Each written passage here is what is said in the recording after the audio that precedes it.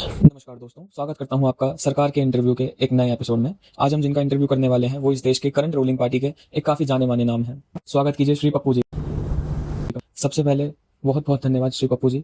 जी आपका भी बहुत बहुत धन्यवाद हमें यहाँ पे इन्वाइट करने के लिए।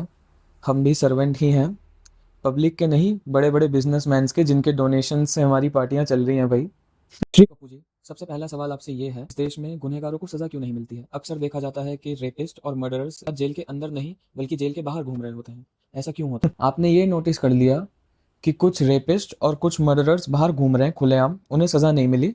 पर क्या आपने ये नोटिस करा कि एक आदमी जो गरीबों को फ्री में शिक्षा दे रहा था, यूट्यूब पे पढ़ा रहा था गरीब के बच्चों को, वो गरीबों के लिए फ्री में अस्पताल खोल रहा था, तो सस्ते में इलाज कर रहा था बड़ी बड़ी बीमारियों का, उसे बराबर सजा मिली है।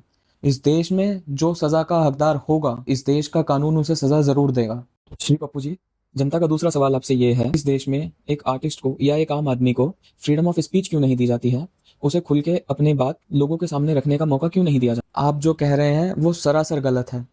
हमारी सरकार ने कोई फ्रीडम ऑफ स्पीच पे रोक नहीं लगाई है इस देश में। जिसको जो बोलना है वो बोल सकता है। जी आपने बचपन से एक कहावत सुनी होगी कि दीवारों के भी कान होते हैं, तो आप अपने घर की दीवारों के कानों में बोलो ना। ये फोनों पे वीडियो बना के सोशल मीडिया पे डालने से क्या होता है? मैं चाहता हूँ लोग अपने घरों की दीवारों से बात करें। फुल फ्रीडम ऑफ स्पीच है, जिसको जो बोलना है वो बोले। तीसरा सवाल आपसे पप्पू जी ये है, इतने सौयों करोड़ों की लागत से बनने वाले हाईवेज आखिर इतनी जल्दी चकनाचूर कैसे हो रहे हैं? कैसे उन पे दरारें आ जाती हैं? कैसे उन पे इतने बड़े बड़े गड्ढे हो जाते हैं? उनकी वजह से लोगों के एक्सीडेंट्स हो रहे हैं, ऐसा क्यों? जी कुछ 200-300 करोड़ की लागत से जो हाईवे बना है, नेशनल हाईवे बना है, आपने उसकी दरारें देख ली है, जो उसकी खस्ता हालत हो गई है, आपने वो नोटिस कर ली। पर आपने ये नहीं देखा कि आपके घर के बाहर जो सड़क जा रही है, वो सड़क हम एक साल में 3 बार सेम सड़क तोड़ के बनाते हैं।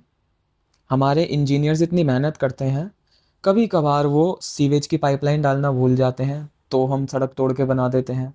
कभी वो गैस पाइपलाइन डालना भूल जाते हैं तो हम सड़क तोड़ के बना देते हैं।